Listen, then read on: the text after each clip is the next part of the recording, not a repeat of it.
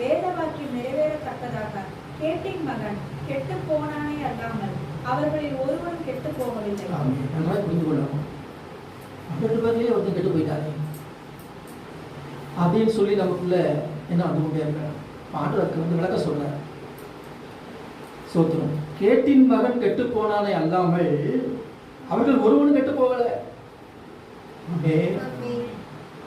ஆண்டவர் எல்லாரும் காத்துக்கொள்ளுகிற தேவன் தான். புரிந்து கொள்ளுங்க. அப்ப ஆண்டவர் நம்மளை அவர் நம்ம காக்க மாட்டாரா? கைவிட்டு விடுவாரா? இல்ல. ஆண்டவரை காக்கிறவர் நம்ம கைவிட மாட்டார். ஏன் அவன் கெட்டு போனான்னா கேட்டின் மகன் அவன் கெட்டு போனானே அல்லாமல் அவர்களில் ஒருவனும் என்ன செய்யவில்லை, கெட்டு போகவில்லை. ஏன்னா நம்ம கணைகளுக்குள்ள என்னப்பா 12 பேர்ல ஒருத்தர் கெட்டு போயிட்டாங்க.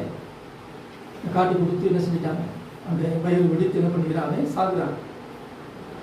அப்ப ஆண்டவர் சொன்னார் யோவான் 10:28, நான் அவைகளுக்கு நித்திய ஜீவனை கொடுக்கிறேன்,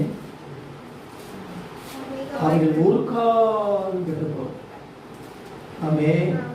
ஒருவனும் அவைகளை என் கையிலிருந்து பறித்துக் கொள்வேன். இந்த வசனத்தை நீங்க ஆழமா விசுவாசம். நான் அவைகளுக்கு என்ன கொடுக்கிறேன், நித்திய ஜீவனை கொடுக்கிறேன், அவை ஒரு காலம் என்ன செய்வதில்லை, கெட்டு போவதில்லை. ஒருவனும் அவைகளை என் கையிலிருந்து. இப்ப நீங்கள் நான் அவருடைய ஆடுகளா இருக்கும். நம்முடைய ஆடுகளை குறித்து சொல்லுகிறார். எந்த ஆடுகள் என் சத்தத்துக்கு சென்று கொடுக்கிறது, அவைகளுக்கு பின் செல்கிறது என்று சொல்லுகிறார். இப்ப நீங்கள் நான் அவருடைய ஆடுகள். தெளிவா சொல்றாரு, நான் உங்களுக்கு நித்திய ஜீவனை கொடுக்கிறேன், நீங்கள் ஒரு காலம் என்ன செய்வதில்லை, கெட்டு போவதில்லை. They shall never perish.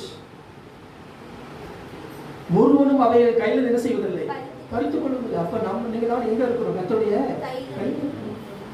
அப்ப யூதாஸ் கெட்டு போனானே, அது எழுதப்பட்ட வேத வாக்கியம் என்ன செய்யுது, நிறைவேறும். அவ்வளவுதான். தவிர நீங்க நான் என்ன செய்வதில்லை, கெட்டு போவதில்லை. ஆமென். நீங்க நான் தேவனுடைய கரத்தில் இருக்கிறோம், ஒரு காலம் கெட்டு போவதில்லை. They shall never perish. ஹல்லேலூயா. இதை நீங்கள் ஆழமாய் புரிந்து கொள்ள வேண்டும். கேட்டின் மகன் கெட்டு போனான் என்கிற அந்த வேத வாக்கியம் நிறைவேறத்தக்கதாக தான் யூதாஸ் அப்படி போனானே தவிர மற்ற 11 பேர் யார் கெட்டு போனாங்களா? இல்லை. என் கையிலிருந்து ஒருவனும் பறித்துக் கொள்ள முடியாது. இதுல ஒரு தெளிவை நாம் அடைந்து கொள்ள வேண்டும். அது மாத்திரமல்ல, என் உடையின் மேல் சீட்டு போடுவார்கள் என்ற வேத வாக்கியம் செய்து நிறைவேறியது. சங்கீதம் 22:18 எழுதப்பட்ட வார்த்தை, தீர்க்க தரிசன வார்த்தை. இங்கே 22:18 வாசிக்கிறீங்களா?